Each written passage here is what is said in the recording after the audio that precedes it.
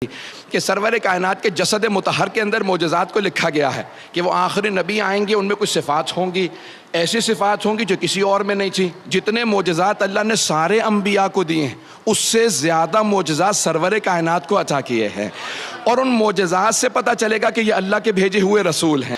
جس میں مبارک میں علماء نے لکھا رسول اسلام کے 24 معجزات، جہاں سے بھی رسول خدا گزرتے تھے سر پہ ایک ابر رہتا تھا، ایک بادل رہتا تھا، کیونکہ خالق کو یہ برداشت نہیں تھا کہ ان کے سائے پہ کسی کے پاؤں آ جائیں۔ دوسرا، قد آور سے قد آور آدمی جب پیغمبر کے سامنے آتا تو رسول اسلام سر سے لے کے گردن تک اونچے نظر آتے تھے۔ کوئی بھی بلند قامت سے بلند قامت آدمی پیغمبر کے سامنے آتا تو سر سے لے کے گردن تک چھوٹا نظر آتا تھا۔ پیغمبر بہت زیادہ لمبے نہیں تھے لیکن وہ آدمی پھر بھی چھوٹا نظر آتا تھا۔ صحابہ کہتے تھے یا رسول اللہ یہ کیا ماجرا ہے؟ کہا میرے خالق کو منظور نہیں کوئی مجھ سے اونچا نظر آئے۔ کیا ہے تیسرا معجزہ علماء نے لکھا ہے، کہا کہ آپ کا جو پسینہ تھا اس سے خاص خوشبو آتی تھی جو نہ کسی گلاب میں تھی، نہ کسی پھول میں تھی، نہ کسی عطر میں تھی۔ آپ کے پسینے سے خاص خوشبو، ایسی خوشبو آتی تھی کہ جہاں سے آپ گزر جاتے تھے 1 سے 2 دن تک کافر و مشرک جب وہاں آتے تھے تو سونگ کے بتاتے تھے لگتا ہے محمد گزرے ہوں گے۔ تو دوسرا پوچھتا کیسے معلوم؟ کہ وہ جو خوشبو ان کے بدن سے آتی ہے نا وہ اس جگہ سے آ رہی ہے۔ اب سمجھ میں آیا یہ حدیث قصہ میں جب دونوں شہزادے گھر میں آتے ہیں تو جناب سیدہ سے کیوں کہتے ہیں انی اشم عندک رائحۃ طیبۃ کأنہا رائحۃ جد رسول اللہ؟ مادر گرامی آپ کے پاس سے ایسی خوشبو آ رہی ہے جیسی نانا کے بدن سے آتی ہے۔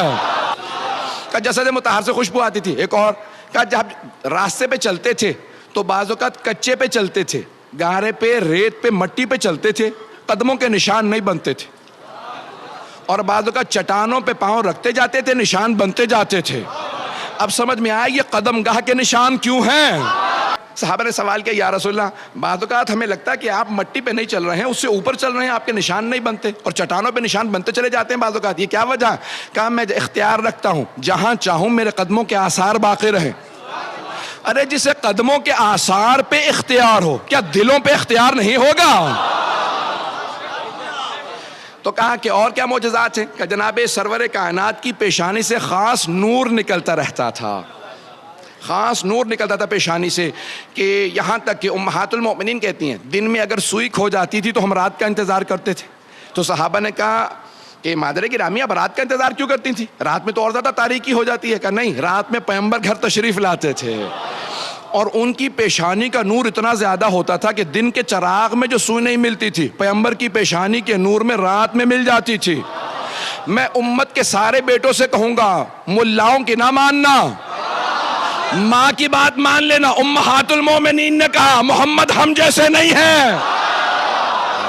آپ کے بال اور ناخن بڑھتے نہیں تھے، بال بڑھتے نہیں تھے، جیسے تھے ویسے ہی رہتے تھے۔ صرف ایک مرتبہ سر کے بال حجۃ الوداع کے موقع پہ سر منڈوایا تو سارے صحابہ نے آپ کے منہ مبارک، فارسی میں منہ کہتے ہیں اسی لیے منہ مبارک کہا جاتا ہے، پیغمبر کے بال نہیں کہتے، منہ مبارک کہتے ہیں۔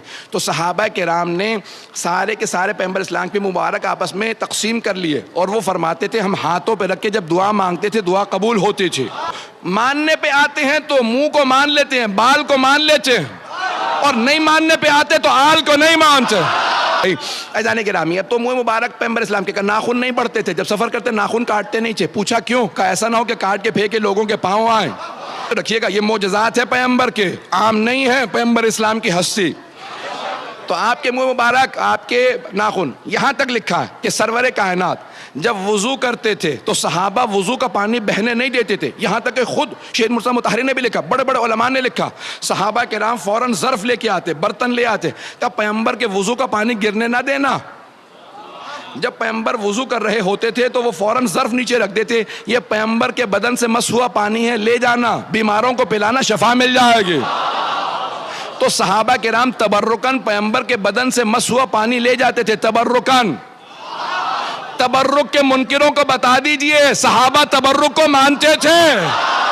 یہاں تک کہ جناب خدیجۃ الکبریٰ نے میسرہ اپنے خادم سے پوچھا تھا جو ان کا منشی تھا کہ جب تم سفر میں ساتھ تھے تو تم نے کیا غور کیا؟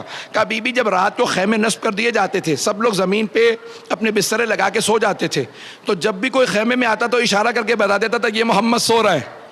تو کہا میسرہ پتہ کیسے چلتا تھا؟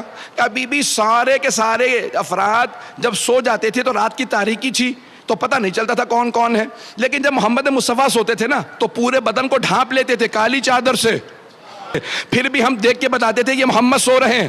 بی بی نے کہا کیسے پتا چلتا تھا؟ میسرہ کیسے پتا چلتا تھا؟ کہا بی بی جب سارے سو رہے ہوتے تھے تو وہ سب کے سب تاریکی میں ہوتے تھے، لیکن جب محمد مصطفیٰ سوتے تھے تو ان کے بدن سے نور چھن چھن کے نکلتا تھا، کالی چادر سے بھی نور باہر آ رہا ہوتا تھا، ہم نور دیکھ کے بتا دیتے تھے یہ محمد سو رہے ہیں۔ تو اب مجھے کہہ لینے دیجئے، اگر پیغمبر کو شب ہجرت کسی کو اپنے بستر پہ سلانا ہو تو کسی ایسے کو سلائیں گے جس کے جسم سے ویسا ہی نور نکلتا ہو۔